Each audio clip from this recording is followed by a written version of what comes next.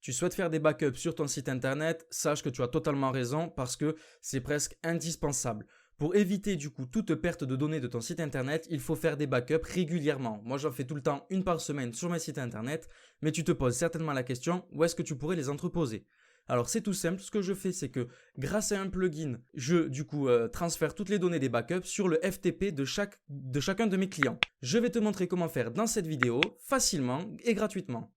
Donc, on se retrouve sur le tableau de bord de mon site internet et en fait, il y aura 3 étapes sur cette vidéo. La première étape, on va aller installer l'extension qui va nous permettre du coup de faire ces sauvegardes.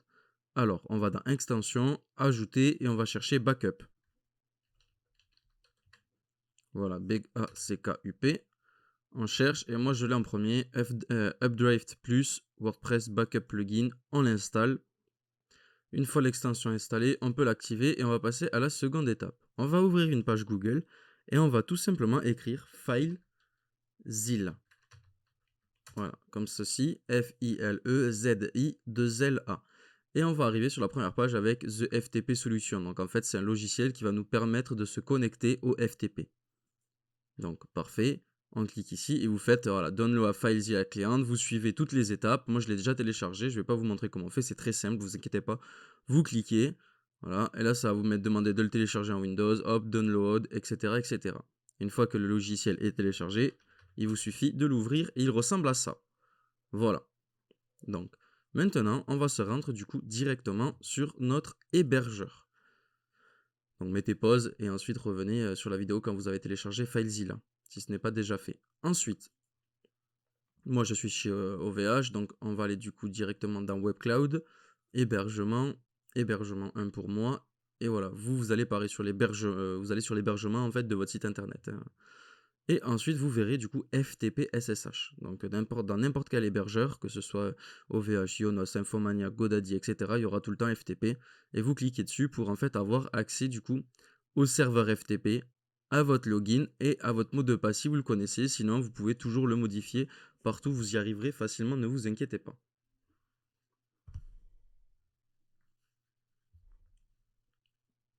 Donc ce que je vais faire, c'est que je vais le copier, hot, coller. Ensuite, login, copier, hot, coller, et mon mot de passe, moi je le connais. Et là, vous faites connexion rapide. Là, vous mettez OK. Et voilà, là, on arrive du coup à l'hébergement de mon site internet. Donc moi, je vais dans le www7. Et là, je vais m'arrêter là. Comme ça, je vais vous montrer. Ensuite, on retourne sur notre extension. On va aller la voir, comment elle fonctionne. Donc, on va aller dans les réglages. Vous voyez, Updraft Plus, dans les réglages, vous la retrouverez normalement dans le réglage de votre site. Voilà, sauvegarde Updraft Plus. Parfait. Donc là, on peut voir que j'ai fait aucune, voilà, il n'y a aucune sauvegarde sur ce site. Donc, on va commencer à en faire et on va les mettre en automatique. Donc, pour ça, on va faire réglage et dans planifier des sauvegardes de fichiers, on va mettre hebdomadairement, c'est-à-dire une fois par semaine et on va en mettre une. Pareil pour la base de données, hebdomadairement une. Vous voyez que vous pouvez utiliser mensuellement, une fois par an, une fois tous les 6 mois, une fois par jour. Même moi, ça me suffit largement, du coup, une fois par semaine. Et ensuite, voilà, je vais vous montrer du coup un FTP. Je vous ai dit que j'allais vous montrer un FTP sur cette vidéo, mais je vais aussi vous montrer sur Google Drive parce que franchement, pour toutes les personnes qui ne veulent pas se prendre la tête à utiliser FileZilla, on peut le faire sur Google Drive, mais ça reste moins professionnel, on va dire. Du coup, le serveur FTP, on le connaît, c'est celui-ci. Moi, je le copie.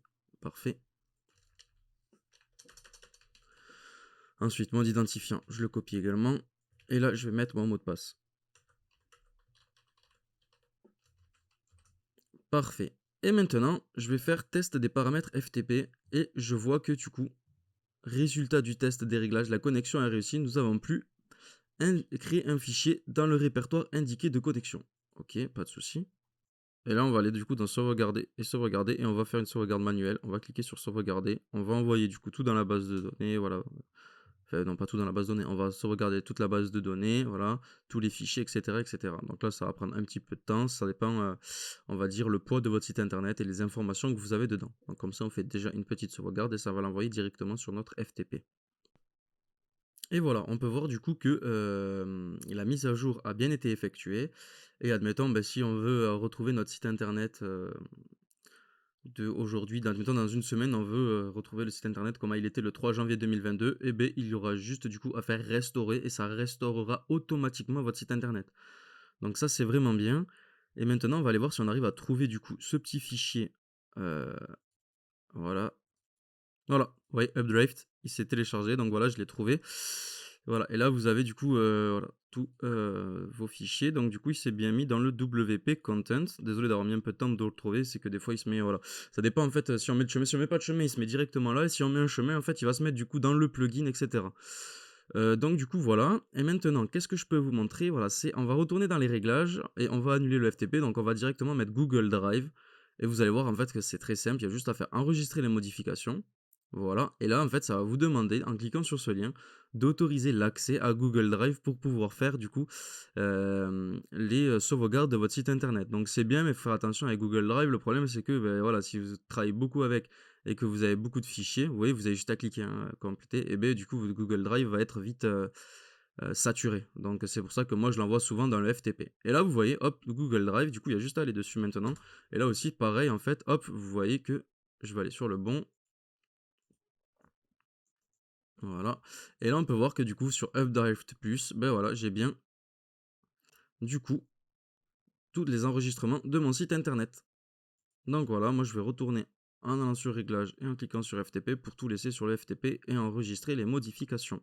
Merci à toi d'avoir regardé cette vidéo, j'espère qu'elle t'a plu et qu'elle t'a permis du coup de faire tes premiers backups de site internet pour éviter toute perte de données. Si tu as un problème, n'hésite pas à me le poster en commentaire, je reviendrai vers toi pour y répondre et trouver solution du coup à ce problème. Abonne-toi à ma chaîne YouTube et laisse un pouce bleu sous cette vidéo pour de prochains tutos sur WordPress.